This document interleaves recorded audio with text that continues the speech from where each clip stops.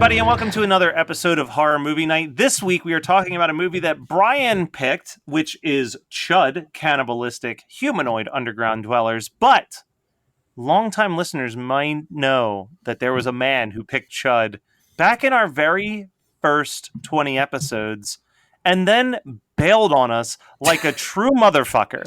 And we will talk about why he bailed on us on one of the Patreon bonus episodes. But in the meantime, he's joining us to talk about CHUD. Finally, it took us 6 years. Jonathan London, hey! Hide your mothers, because I'm coming in fucking. That's what he called me. He called me a motherfucker. I don't know. I'm just playing the character, all right, man? That's not who you are. You don't have to be that person. I make mothers. I don't fuck them. I've got a production question for you right out the gate. Because, I'm looking at this incredibly star-studded cast as their names are popping up on the screen. And I saw a credit that, maybe the credit exists and I've just never noticed it before. But one of the people in this movie is credited with the title In Charge of Production. Yeah, and what's really funny is that you get it kind of preps you for what is in store, but the opening of this movie is really boring. You're just watching basically a street sweeper for about it feels like 10 minutes while there's credits. I love that scene. Yeah, and it's important because you find out who the character who died in the very opening scene is and how the evidence of her being there, a shoe in the street, gets swept away, and how you can even take it. And this is giving the movie maybe way too much credit, but you can have the metaphor that this movie is about the disenfranchised who are swept away by society. But it's a really boring opening, and there is a massive title at the beginning that says "Person in Charge of Production." And I remember watching this and turning to Heidi and being like, "That's just a producer." That's what I was thinking. I'm like, what is this? So about an hour into this movie, one of the notes that I said was, that person didn't do his job. This ain't fucking Jaws. Show me more CHUDs. There's not enough CHUDs in the movie CHUD. They feel like I actually care about... It's like when you watch the prequels to Star Wars and they think that you actually care about the governmental bullshit the whole time. It's like, no, I just want to see lightsaber fights. And yeah. This movie does not really start working. Well, it never works, but this movie doesn't really start hitting the Matt Kelly, Jonathan London level of this is pretty badass until there's 30 minutes left to go. And that basically means you start seeing CHUDs. There's gooey hands. There's a quick flash of a face of a CHUD here and there. But for the most part, this is like you said, a really boring movie that has a lot to do with who's in charge of the city and are they covering up, and maybe there's governmental oversight, and is the EPA corrupt, and what is happening. And it's so effing boring. Well, that's the great thing about watching this movie is that you can finish the hour-and-a-half movie in 35 minutes. One of the most telling things when I was doing research for this movie is obviously I always check Wikipedia, look for some fun facts, look for stuff. And sometimes I just use it to try to follow what the fuck is going on. And in the Wikipedia, it has the following sentence. And then through a series of events, George and AJ team up. Yeah, I think events, just by definition, have to be eventful. And there's so much talking in the first hour of this movie. And when you watch the movie, and you saw in researching it, the budget was $1.5 million, which in 1983-84 was not a small chunk of change, but it's still an independent film. And then it made 4.3 million, at least domestically. And that's great. It really made back its budget a couple times over. And that's why you had a sequel. And, the movie had a couple years to become a cult film. But I think this movie is in the late stage of four-walling, which means that this movie in the 70s, when you made a movie like this, and you've covered a ton of these movies on your podcast, especially those 70s exploitation movies, you had to four-wall them. Studios really had the control of the movie theaters, which were now in these new things in the 70s called malls. And they meant that they had multi-screens and there were multiplexes. And there were still these old theaters that were remnants of the 50s and 60s where TV had just decimated them, and they would take movies on one at a time. And you know this from talking to Lloyd Kaufman and having a relationship with Lloyd, Matt, that he still four walls a lot of his movies. And there are people like Miguel who take on, they run theaters and they have these cool screenings, and those movies are all four walled. There's maybe one or two or three reels of those films in the 80s or 90s, and they have to tour with them. And this is definitely one of those movies that did not have a whole lot of reels, did not have a whole lot of budget. And you can tell because they're pretty much, I felt like they were improvising a lot of these scenes, and there's a ton of dialogue. It is just filler for a lot. Yeah, no, and that makes sense. Like at one point I wrote down that like Daniel Stern bounces between a good and bad performance at the drop of a sentence. Do you think that he got paid every time he said Bosch? Because he says that guy's last name. I don't know his first name, but I sure as fuck know his last name. He says that guy's last name so much. He's like, Bosch. Yeah, and this movie is, we're looking back at it, as of the recording in 2020, and this is a white ass film. Like, I just gotta tell you, like, like if you're listing white people problems, I think the white people problems would be minorities moving into neighborhoods, the shrinking of the middle class, and CHUD. Like, those are the top three white person problems. And then maybe like I got my model girlfriend pregnant.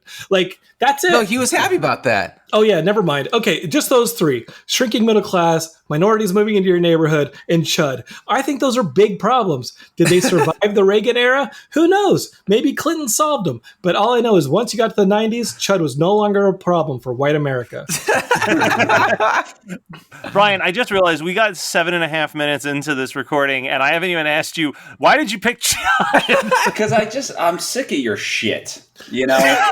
I'm just fucking sick of it. I'm sick of Brian picks the worst movies. I hate Brian's picks. We should kick him off the show, but I don't know how to have a serious conversation with someone, and I don't like confrontation, so let's ride this out.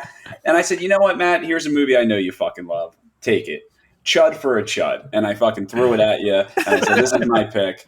And it was okay. I was born in 1990, so anytime I see Daniel Stern and like a brick isn't hitting him in the face or he's not getting randomly electrocuted, it's just not it. You're just like, boo! Yeah. I want to see your skeleton. I want you to search for Curly's gold. Yeah, I think the person who got lost in this movie, like Kim Greist, you can like argue still had she still popped up a bit for a few more years. She was in like a Sinbad movie. She was in a couple films. Daniel Stern and John Hurd obviously went on to have careers. Christopher Curry is like the guy who plays Bosch, and his character's name is Captain Bosch. In your defense, Scott, I don't think they ever said his first name. Okay, good. But we don't care about this guy. He seems like he's like a remnant of like a 70s actor who's like got a little bit of panache. He still has a bit of like a name probably. And so they put him in this movie kind of as the lead to make it work. And like one of the big problems that I think is happening structurally with this movie is there's like 3 or 4 leads in the movie and you don't really know whose story it is. I was going to say there's too many fucking main characters that you're supposed to be caring about. Like, how many do you actually care about? And honestly, it might only just be because it's Daniel Stern, but like the Reverend is the only person that has like a compelling case. Like he's like, hey, I live in these sewers and there's some problems going on. Whereas like everyone else, it's just kind of like they're there. Like John Hurd getting pulled into this is like, it didn't need to be there. It's not an important storyline. He takes up the most time. Like they want us to believe he's the star, I think, when we're watching it. Yeah, he does like the reluctant hero thing, but he doesn't do it in a very engaging way. Like a reluctant hero would be like, Luke Skywalker being like, I can't go on this adventure. I got to do my chores. Or, Han Solo being like, sure, but I want you to pay me for it. Like Indiana Jones, like these are reluctant heroes. And they have a little bit of an attitude. John Hurd's just kind of like, he's just kind of there. He's one step away from like Jack Lemmon just trying to get a sale in Glen Ross. Like he's just like rubbing his neck. And oh, geez, I don't know if I really want to do this. Like, I really don't care about the chuds. but then, so Scott, there's one scene that I always remember when I watch this movie, which is the shower scene, the shower sequence with the blood squirting up. And while I was watching that, I wrote down the note that Scott needs to cover the music specifically from the shower scene because it's like it starts off with this just very beautiful like da da da da like shower music. Yeah, shower music. Yeah, shower music. And then the blood sprays and it just goes straight grindcore out of nowhere. Like it's just like da da da. So she's gonna unclog the drain, and she sticks like I think it's she unbent like a wire hanger to stick down the drain. Like, was it a skinny chud? Like, what did she poke? Was it like did the chud have his hand up the drain? Like, how long was it? Like, she really like rotor-rootered a chud in the face. And I don't understand how she created that much blood out of like poking a chud with a wire hanger. There are two options, John. You don't watch enough horror movies, apparently. One, you see later that the chud, he made his head long, or his neck long, rather. I did see that. It's the setup for getting its head cut off, for sure. Yeah. Oh, that's the best part of the movie, personally, for me. I just don't understand why the chud in the last 5 minutes can be Mr. Fantastic. I'm with it. And I like that you used Mr. Fantastic instead of Plastic Man or Elongated Man, but you went with Marvel because, you love Disney. Yeah. But the other option for what she coat-hangered in the bathroom, in the shower, is... the CHUD have been eating so many people that there are just chunks of human that are coming up from the sewer. That's what I took it as. That's what I've always taken it as. Let's go with that. And let's hope that now that she's pregnant, it's the only thing she coat hangers in that bathroom. Okay? I never really thought about that. Come on. Here's something that is kind of weird to think about while we're talking about the shower sequence, which, yes, audience, we're focusing on something that happened an hour and 15 minutes into the movie at the 13-minute mark because there's nothing really to talk about in the first hour. In this movie, the shower scene happens. She gets sprayed with blood. Cuts to the John Goodman cameo in the diner. Super creepy John Goodman cameo. Then it cuts back to her in the room getting dressed. Here's the thing that makes no fucking sense. If you watch this on VHS or on television, the John Goodman scene is a post-credits moment.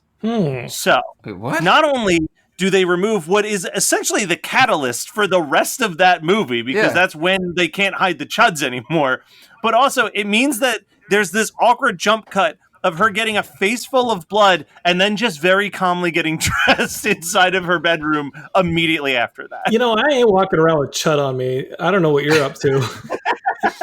So here's the thing, is that this goes perfectly with my double feature, and What Did I Watch? I'm making it all about this. The reason why she's happy in that version of the movie after she's got the blood on her face is because it was the blood of virgins, and Countess Dracula is actually, my double feature and What Did I Watch this week. One of the moments when I was watching this movie, she gets in the shower, and the thought that popped into my head was, I wish I was watching Killer Clowns from Outer Space. Killer Clowns from Outer Space is a better shower scene. It shows me way more killer clowns than this is showing me chuds. Like, Chud could have taken a page from the Killer Clown notebook. I mean, obviously that came later, but still. They should have thought about what they were doing, because again, like John said, once you start showing me the chuds, I'm in. Daniel Stern walking down there and they're doing some weird like praying moment. Oh, they're praying to Hexus. Yeah. Like just like crazy shit like that. Like I would love that, I don't know, in the first hour, because the first hour you get me the telephone booth kill and then nothing. Y'all talked about John Goodman in that diner scene. The cop that's next to him is Jay Thomas, who you can argue had the second best career after Chud to John Goodman. Jay Thomas was in Ray Donovan. Like, he's still acting. He had a nonstop career. He's in all the Santa Claus movies with Tim Allen. He just had a nonstop career on television, mainly since Chud. People love the John Goodman appearance, but he's sitting right next to Jay Thomas, who's pretty much kicking ass as well. So that's a really weird scene. And to your point, Matt, the fact that the entire diner gets destroyed and is like the centerpiece for the police showing up and them wanting to gas the sewers, which is like the big plot point at the end of the movie and like the race to the finish. that can't be a post-credit scene. That's dumb. It doesn't. It makes zero sense. Because I remember when I got this on DVD, I was like, why is this in the middle of the movie? Because I had only ever seen the VHS version. And I feel like the dialogue was like slightly different, where like it's supposed to be like John Goodman and them are coming into the diner now that everything's been taken care of. And the Chuds still are dead and come back. But like, that's some like, hey, Carrie gave us a jump scare, so now every horror movie has to end with a jump scare bullshit that absolutely just damages whatever little bit of plot line they had going in this movie completely. Yeah, and the Chuds really like focus on that single diner. New York is a pretty populated place, especially like the pre-Rudy Giuliani, like nasty Frank Miller Daredevil, like Manhattan. That place has tons of people still, and it's pretty seedy. I wouldn't be surprised if that occurrence at the diner was happening in several other places in the city concurrently, because I'm thinking there were Chud everywhere. I don't understand why they just focus on that one diner. Were the Chud just like super hungry and they're like, you know what? We're not going to be cannibalistic anymore. I want to go for a burger. There are plenty of people to the that could blood eat. diner for the blood buffet. It could have just been her cooking. You know what I mean? Like John Goodman says it, and maybe that whole scene feels improvised, where he's like, "Hey, it's a pretty good cooking," and she's like, "Yeah, whatever." She says something to him, and I'm like, "Okay, this improv. You guys can have Chuds kill you now." Especially because it's a pre-made frozen burger that she just dumps on the thing. Yeah, you're a pretty good chef. What about the improvised like fight scene? Not even fight scene, but like where John Hurt and Daniel Stern are like falling over each other, like trying to escape the radiation and the gas at the bottom. And I'm like, they're like Keystone Copsing into each other, like being like, oh my God, there's radiation. We're getting, grab the camera and all this stuff. And I'm just like, they had zero time to shoot this movie. No. Oh, for sure. They had zero time to do anything with this movie because the score, for the most part, just sounds like it's all like a Casio tone keyboard, to the point that I kept waiting for Wesley Willis to tell me what cities he was going to rock over. It's bad. Like, I'm pretty sure that they probably did their own costuming, which is the only way I can explain why John Hurd walks in wearing a blue button-up shirt and blue jeans that match so much I thought he had a pair of hospital scrubs on for a second. He did. I agree, yeah. You're making fun of the score, but Rolling Stone, I think, called it the 33rd best horror score out of 35.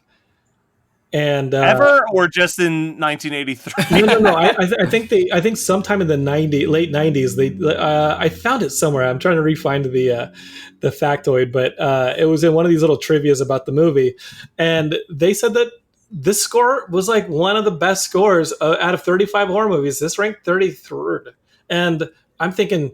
But it just feels like a John Carpenter ripoff score. Yeah. Everything in 1980, was this 81, right? 83. 84 is when it was released. Okay. Yeah. Everything after 1976 sounds like fucking John Carpenter. Because he did The Fog in 1980, right? Yeah. And The Fog in my opinion, The Fog is actually a superior soundtrack to Halloween, but Halloween has a better theme. Sure. But like, I really feel like the Fog soundtrack kind of cemented his like celebrity status as a composer on top of a writer-director. Yeah, and if you're gonna like look at 1984, and since we're talking about Carpenter, the one thing that I did think was like interesting, maybe the single most thing that I thought was interesting in the first hour of this movie was like I remembered watching this movie a couple years ago, and then I watched it again the other night, and I thought, wow, this really was the statement at the time with these hippies who went and made horror movies like John Carpenter. They were like, okay, we're going to make a statement on Reagan closing getting rid of all the social services and putting homeless people all over the streets. And we're going to talk about like the post-Vietnam vets coming back and not having jobs and being on the streets. We're going to talk about, the defunding of all these social programs and hospitals that put homeless people on the streets. And it's the same kind of setup that Carpenter used for They Live, but we have it here, and it's not nearly as well done as a statement, but it is there. Entertaining, No, and then the whole like EPA thing, it just felt like mixed like messages on like the whole, okay, we're going to make several statements with this movie, because that character Wilson, who's like the bad guy, you find out that he's in charge of the EPA, and they've been dumping toxic radiation in the sewers for years. And you find out that CHUD stands for something other than cannibalistic humanoid underdweller. Why would he Which, give like, them that yeah. information? I was going to say, that's the most insane thing is when cannibalistic humanoid underground dweller is your cover-up for what's actually what it Yeah. actually is. But I will say this. William, like that Wilson guy who I just kept thinking he was the guy from Dennis the Menace who like kept being like Dennis and like got really mad.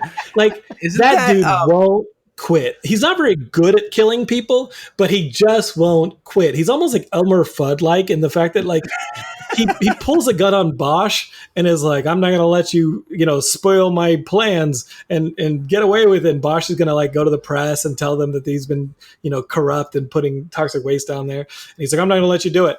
And then Bosch just like pimp slaps him and like runs away. And then when he chases him, and then when, they get the car, which is like, a mail truck. They get it off of the manhole so Daniel Stern and John Hurd can get out safely from the gas. He then tries to run them over with a mail truck, like multiple times, and it doesn't work. And then Daniel Stern finally like shoots a couple times, hits him, and I'm like, okay, well, like Wilson's dead. The bad guy's done. And then the mail truck rolls onto the manhole and fucking explodes. So, and I was thinking about this when I was watching it, and maybe this is just like the screenwriter brain in me sometimes, but like any script writing class, I feel like Wilson needs to die via the chuds that he created, like not just like shot and blowing up. Yeah, agreed. And it would cost less money to make it too. Then you don't. Yeah, the explosions seemed ridiculous. I was like, that's excessive, and a potential manufacturing lawsuit. It's like Daniel Stern shooting Wilson had nothing to do with the car rolling 5 inches, hitting a manhole, and horribly exploding all over the street. It just seemed excessive. But without that shot, you don't get a dying Bosch twice saying, nice shot. It's like they took 2 separate takes of his delivery of him laying in a gutter dying, saying nice shot, and they used both of them. There is one line in this movie that made me genuinely laugh, and I feel like it had to have been written to be funny, but it's when they're having the meeting about releasing the gas in the sewers, and someone says to Wilson, you're going to blow up the whole damn city. And he goes, no, just a very small portion. Okay, so I got questions, because even though the Chuds are evil and they are attacking homeless people and maybe turning homeless people into Chuds, it seemed like the Chud was like, I will spare a child. That makes no sense. Later on, when the little kid is like rolling a ball back and forth, and the Chud Hulk hands itself into its apartment. There are so many bad cheats in this movie. And to answer your question about why do we not see that many Chuds, or why are we seeing Chuds sporadically, I think these trash costumes are just falling apart left and right. Like I have no faith in these costumes, these foam latex costumes, like working at all. And so many of these gags are hand coming out of sewer drain, or in this one, a hand like 2 hands. They literally look like gooey Hulk hands, like that were like really popular 20 years ago, like bursting through this door. I was just like, oh my God, this is so cheesy. At this point, you do not have to hide the full-bodied Chud unless production problems, at which point I go back to that guy with the huge production credit early in the movie and say, you were in charge of production and you let this happen.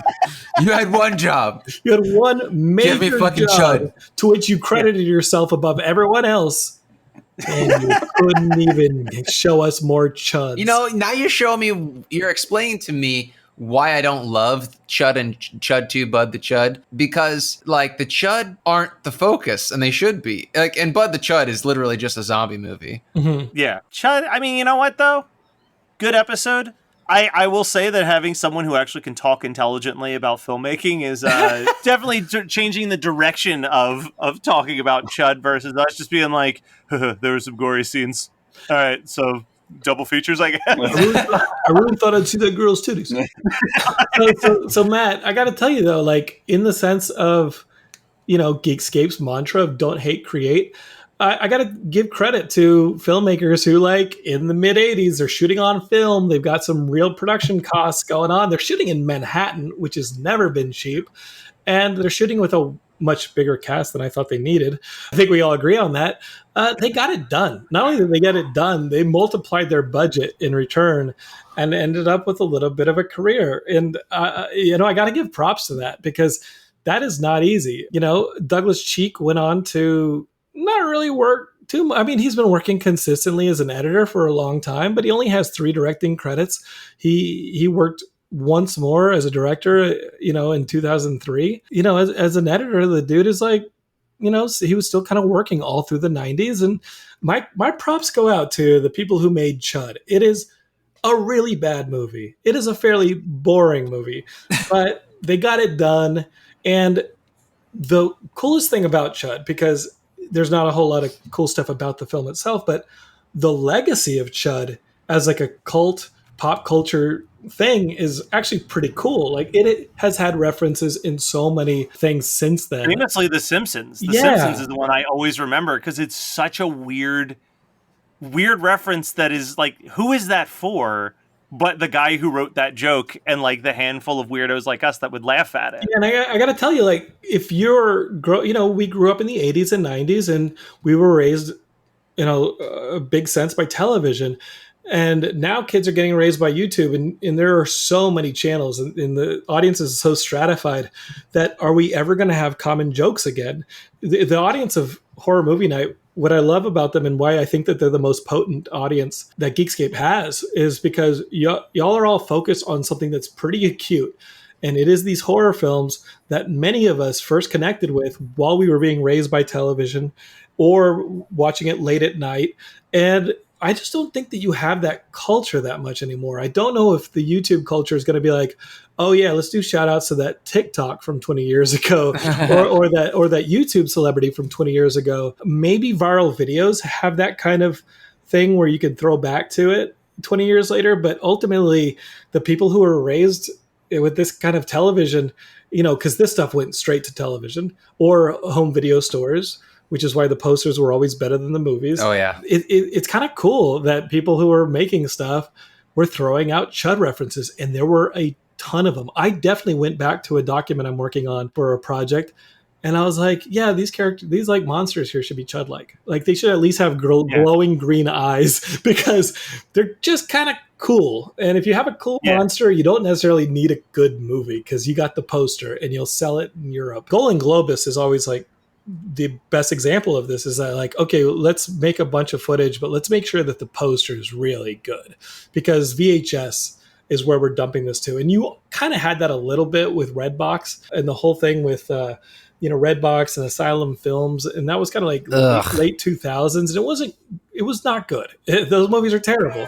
But I remember filmmaking friends of mine who were actually making credible, good films that went through the entire film festival circuit and picked up a lot of awards, then finding themselves with distributors who said, okay, we need to rename your movie, and it has to start with either a number, an A, or a B, because we need it to show up it needs to show up immediately when somebody starts the menu on Redbox or whatever streaming service was hot at the time 8-10 years ago, because it's alphabetically listed.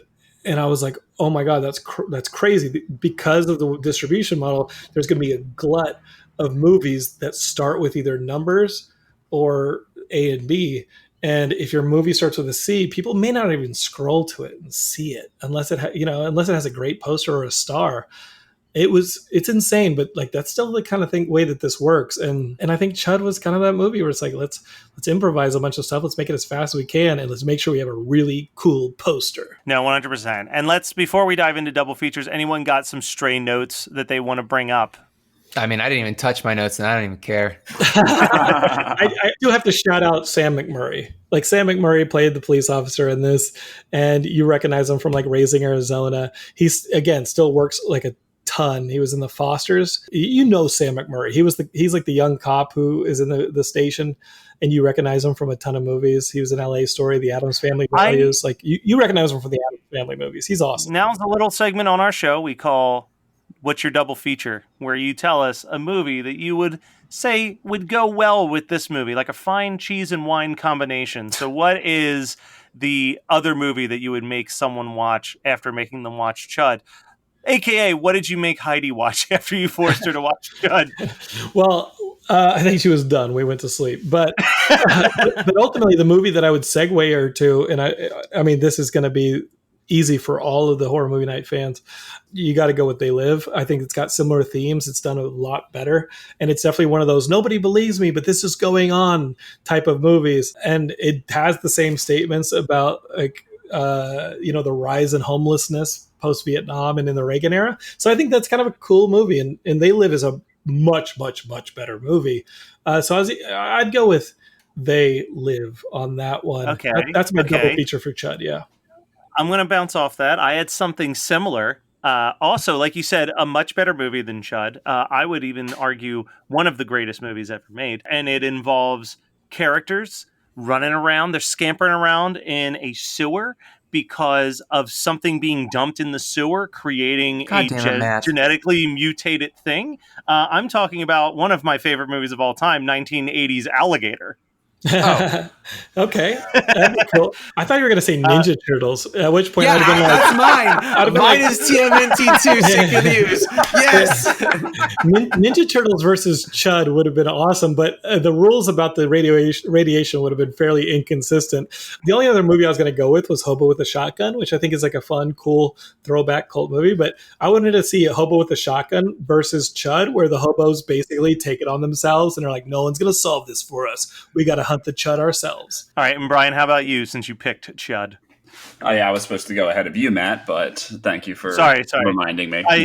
I'm sorry, did I steal Alligator from you? You did, actually. No, oddly enough, man, my double feature it's the same thing when you're like, it's really hot outside and you jump in water and then your body goes into shock. I feel like it would do this with your mind because they couldn't be more different. But watching CHUD, it kept reminding me of one of my favorite documentaries called Dark Days. And it is about this guy in New York that follows these homeless people that live in the subway, like deep down in the subway, right under a building. They get electricity and there's like an entire homeless community. Oh, yeah. I've seen that. Yeah, it's so a pretty good documentary. It's a really good documentary. Yeah, it's on. I think it's still on Prime, but check it out. I mean, it is nothing like CHUD.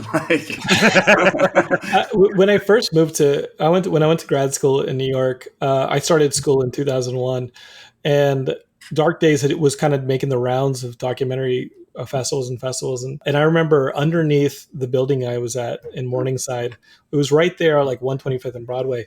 It's where the school had their production studio underneath, and if you went into this studio in this building and it was co-owned by other places, there were all sorts of doors and tunnels that just kept going deeper and deeper. And we just kept daring each other to explore these things. And at one point we're going through these tunnels for an hour, and there was a giant abandoned pool that had porcelain tiles, everything in it. Or it was a pool, and it must have been a few stories underneath the city just sitting there. And a couple tunnels and you find it, and it still had water in it and everything. It was insane, the stuff that's under. But was the water chlorinated? And there's rumors that a lot of the early Manhattan Project stuff was happening at Columbia University there in Manhattan, and I don't know if that's why they call it the Manhattan Project or not. You start to think that like you hear that like the atom bomb and all this stuff was developed out in New Mexico, but I'm sure it wasn't an exclusive thing. I'm sure scientists were everywhere doing it. So I definitely didn't want to hang around that pool of water too much. And I mean, granted, I was a CHUD fan still. So my foremost fears were this. A, we're going to get caught by people who are down here, security guards.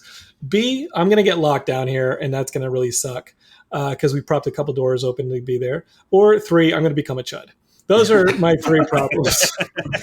All right, so John, the final segment of the show, beyond when we let you promote what Geekscape is and everything it is a what do you recommend? Is there anything that you've seen recently that you just you can't contain it, you need to tell the world, check this shit out? This is a movie that actually won the weekend, but it's not, I don't know. If you're a comic book fan, I actually liked the New Mutants film, which is really weird.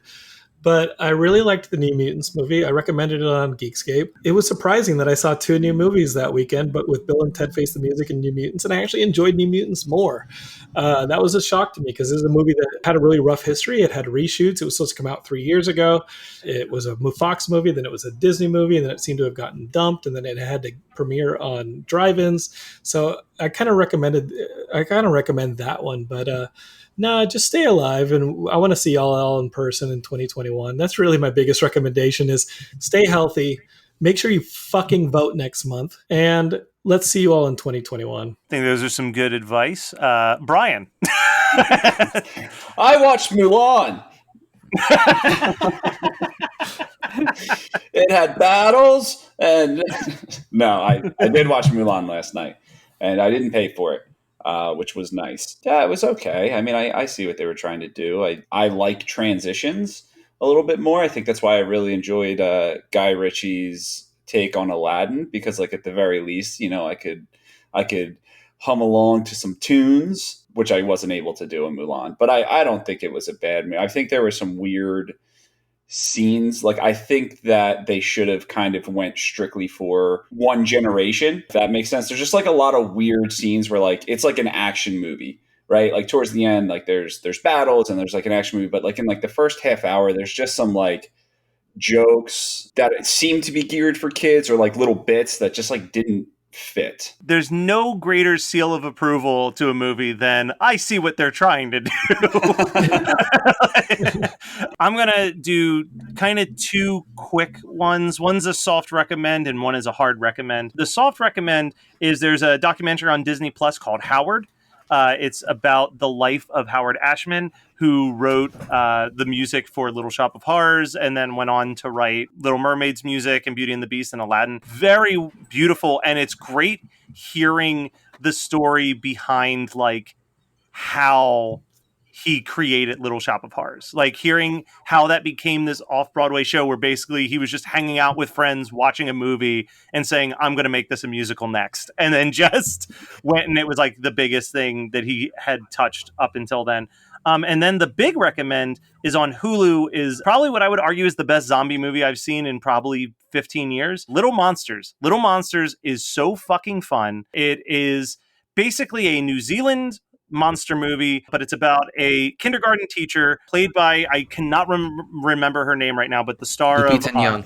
Yes. So she plays this super cheery, bubbly kindergarten teacher, and one of the kids' uncles is a metalhead from a failed heavy metal band who falls in love with her. So he's trying to pretend that he is like a good Christian, just like she is. And they go to a field trip to a petting zoo.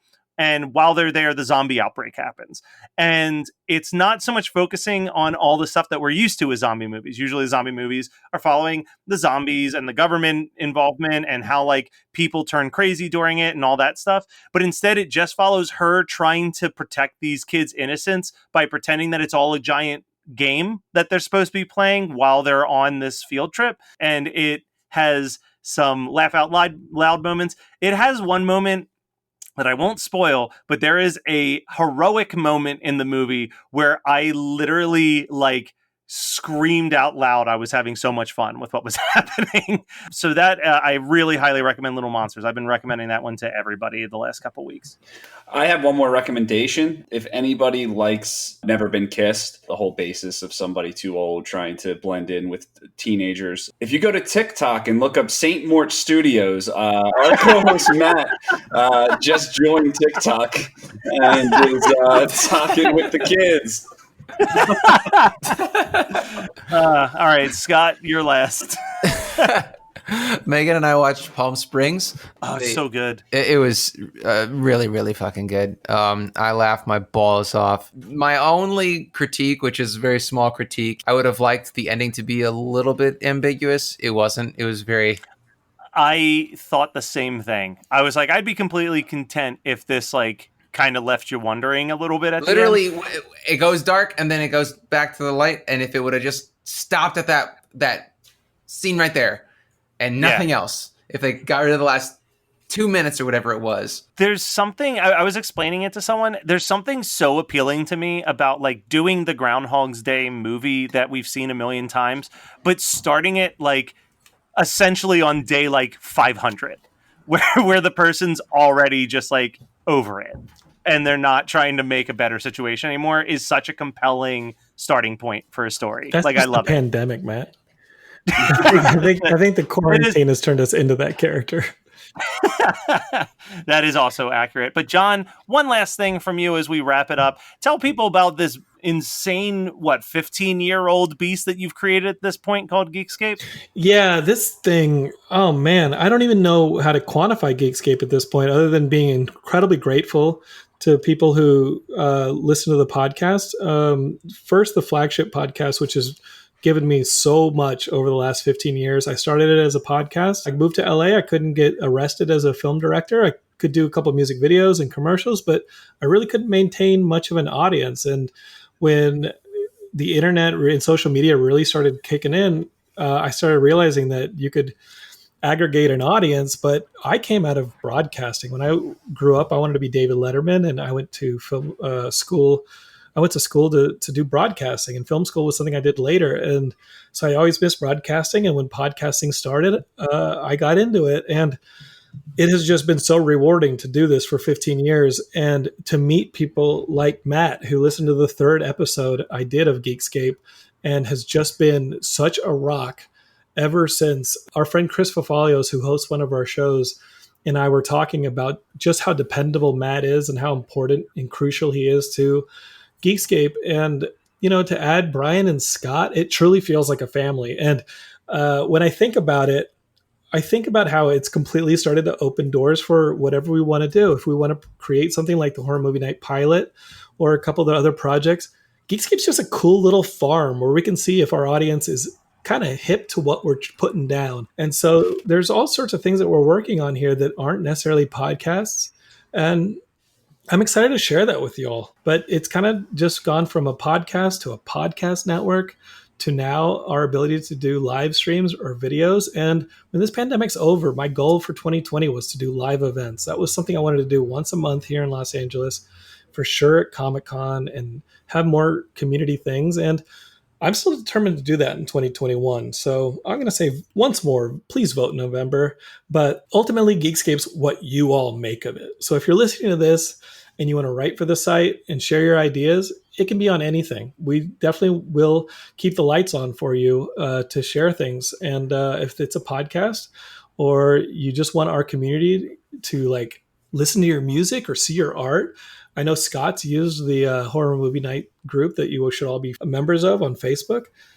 He's used it to promote his stuff. Brian has used it to basically make fun of Matt. Whatever you want to put out there, I just am so happy to have y'all listening and a part of it, no matter what show you listen to on the network. But it was made for y'all, and it's just so cool. It's so rewarding, guys. I won't get choked up, but thank you all for being a part of it.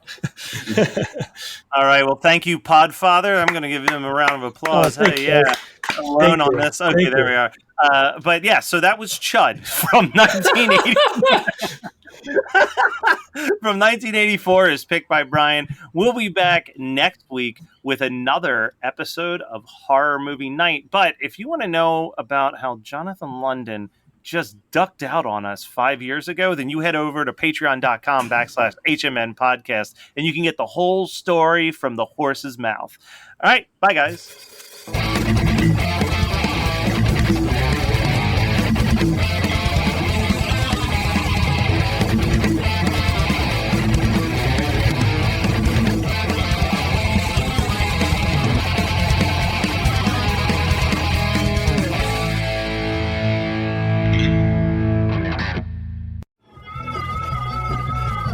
You're listening to the Geekscape Network.